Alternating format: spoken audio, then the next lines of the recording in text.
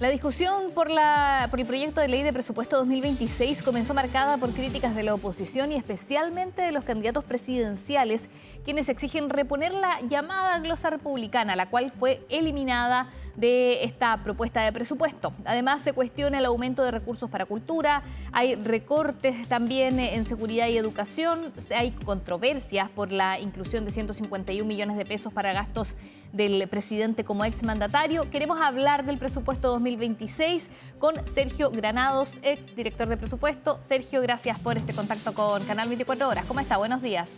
Muchas gracias, buenos días. A ver, partamos por una evaluación general del presupuesto. ¿Cuál es su parecer respecto a este presupuesto que presentó la semana pasada el presidente, con un gasto público que crece un 1,7%? Mira, en general el crecimiento me parece adecuado, porque lo importante del presupuesto para el año 2026 es sujetarse estrictamente al cumplimiento de la regla balance estructural y al límite de la meta de deuda prudente. Por lo tanto, me parece que es restrictivo, es difícil, pero cumple con los objetivos de ceñirse a la regla para llegar a la trayectoria del equilibrio en 2 años, 3 años. En ese sentido, estaba leyendo algunas columnas, algunos puntos de vista, y por ejemplo Alejandro Mico en el Mercurio decía hoy día que se podría haber hecho un mayor esfuerzo para ajustar el gasto. ¿Está de acuerdo con eso? Yo creo que el esfuerzo que se ha hecho es bastante. No estoy tan de acuerdo con que se podía ajustar más el gasto. Sí hay cosas que no me gustaron, por ejemplo, que baje la inversión tan fuerte. Alejandro puede estar pidiendo que a lo mejor baje más la inversión, y que eso no es el problema. El problema es que los ajustes que está haciendo el Ejecutivo en programas, me parece que es lo que pueden hacer. No es mucho más lo que se puede hacer de un año para otro. Esto es un problema de mediano plazo.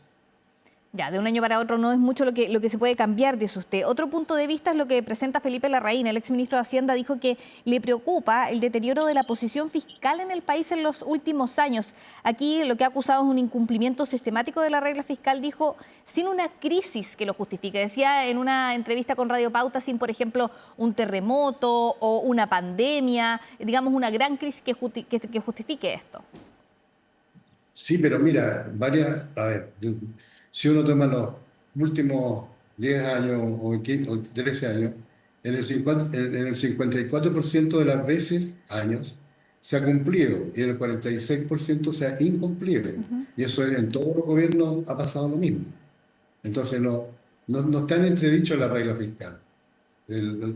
Más aún el Consejo Fiscal Asesor, el Consejo Fiscal Autónomo hoy día, propuso una serie de modificaciones para hacer más restrictiva la regla de balance estructural, incorporando la deuda prudente y a la vez incorporando cláusulas de escape para situaciones como las que describe el exministro de Hacienda. Pero no estamos en una crisis, el país no está en crisis fiscal hoy día. Ya, ese es su punto. Ahora bien, Sergio, hay un tema que ha estado muy presente en el debate público respecto a esta presentación de presupuesto y es esta llamada eliminación de la glosa republicana o esta glosa de gasto de libre disposición. ¿Usted cómo mira lo que aquí ha ocurrido? Mira, a ver, esa proposición la hicimos en la Comisión de Reforma del Gasto Estructural y fue unánime la propuesta.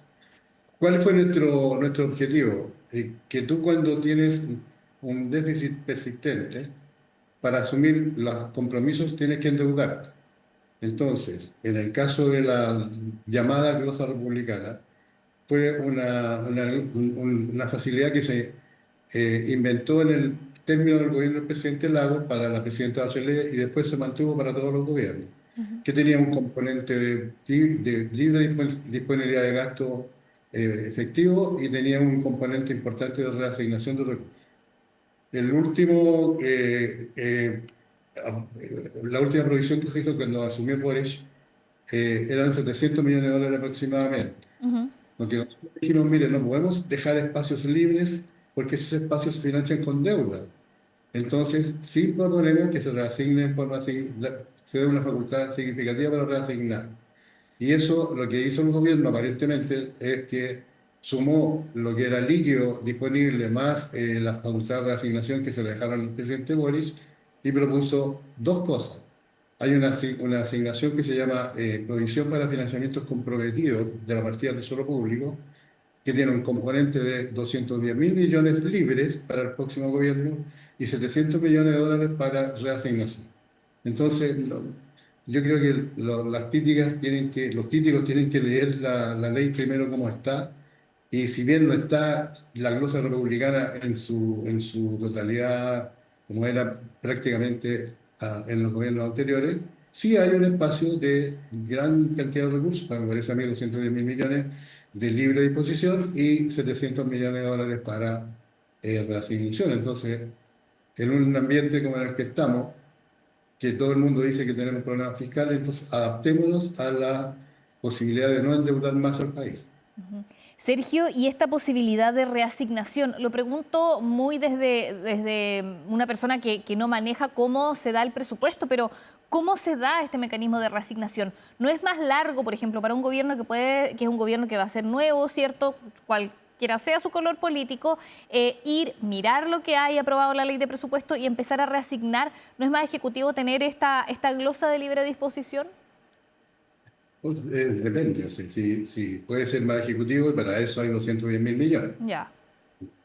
Pero también está la posibilidad de que tú puedas reasignar entre partidas, cambiar de ministerio para otro, porque el gobierno que llega tiene otras prioridades. Este gobierno definió ciertas prioridades, el gobierno que sale. Por ejemplo, analicemos la discusión que hay sobre cultura. Ya la comparación del 11% de aumento en cultura versus el 14% de disminución de obras públicas, que es lo que ha salido en la prensa, hay que ponerle números. ¿Te fijas? El aumento en cultura son 56.000 millones y la disminución de las inversiones públicas son más de 800.000 millones. Entonces estamos comparando peras con manzanas. Y si un gobierno nuevo no quiere que se haga lo de cultura porque lo han criticado, bueno, ahí tiene una posibilidad de reasignar 50.000 millones. Ya, ¿y esta reasignación es rápida de hacer? O sea, ¿es rápida de ejecutar? Es rápida de ejecutar porque en la ley de presupuesto el Congreso, perdón, autoriza al presidente para que pueda hacer estos cambios mediante decreto. Ya, normalmente la ley de administración financiera te prohíbe hacer cambios entre partidas, entre distintos ministerios, pero incluir esto en la ley de presupuesto faculta para hacerlo hasta por el monto que dice ahí. Y eso es rápido, es un decreto del ministro de Hacienda y con toma de razón de la Contraloría. Ya, perfecto. ¿Habría entonces, en su opinión, espacio para que un próximo gobierno llegue y ejecute su plan según las prioridades que va a tener? Ahora bien, quería preguntarle respecto a estos recortes que se están proponiendo por parte de las candidaturas presidenciales, José Antonio Kast, que propone un recorte de 6.000 millones de dólares y que hoy día en una entrevista con Tele 13 Radio decía que él propone 3.000 millones de recortes que sean por vía legislativa y 3.000 millones de dólares por vía administrativa. ¿Cómo también evalúa estos recortes que plantea la candidatura de José Antonio Kast?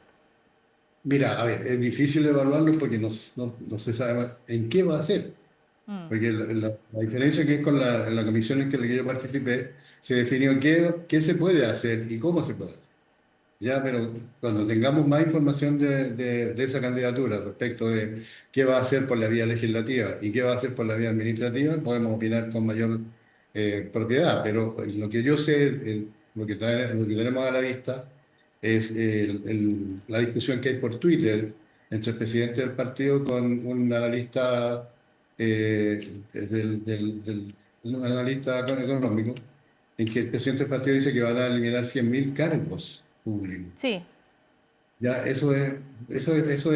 no sabe de lo que está hablando, perdona que sea tan brutal, pero porque primero no hubo 100.000 contrataciones en el gobierno de Boris, y segundo, eliminar 100.000 personas es bastante complejo.